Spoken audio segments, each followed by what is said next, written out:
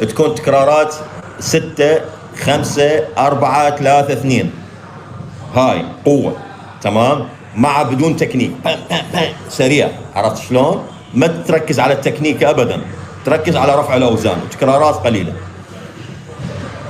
الماس جنر اي شركة؟ انا احب شركة تيم 1. شكرا يا الكسندر، شكرا شباب. الحمد لله.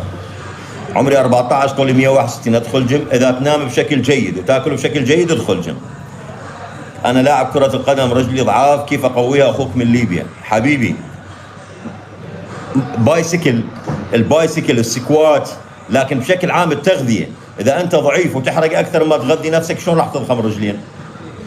بروتين ريفلكس، شنو تنصح بي؟ احب شركة ريفلكس، احب هاي الشركة كلش هواية، لكن مشكلتها ويا الطعم.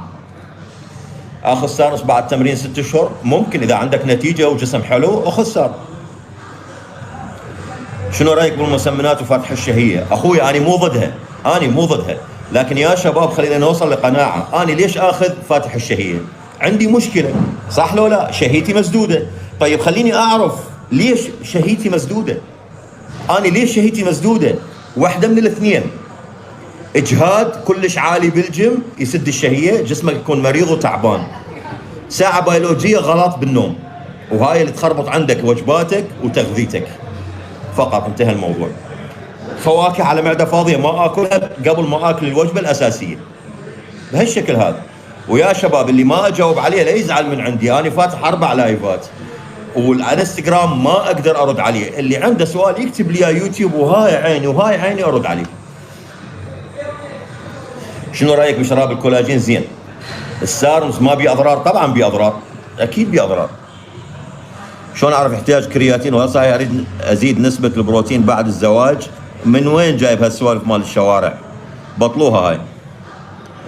شنو رايك بشركة ناس الكندية؟ ما اعرفها، واتذكر شركة اسمها MS كندية، وMS هو عبارة عن اسم مرض. وثاني شيء اكو هواية داخل العراق يروجون هاي الشركة كندية، وهو صانعها بالشيخ عمر. هاي الشركة كندية وما عندهم بس كندا. كندا ولكم انتم تعرفون كندا؟ تعرفون كندا؟ كندا لا تصدر للخارج ولا تستورد. اذا رحت كندا، اذا طماطه شنو هي الطماطه؟ شايلها وياك بالجنطه ينزلوها، يقول لك ممنوع تفوت.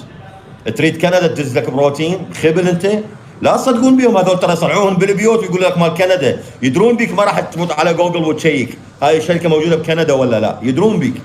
لا تصدقون بيهم هذول الحراميه هذول.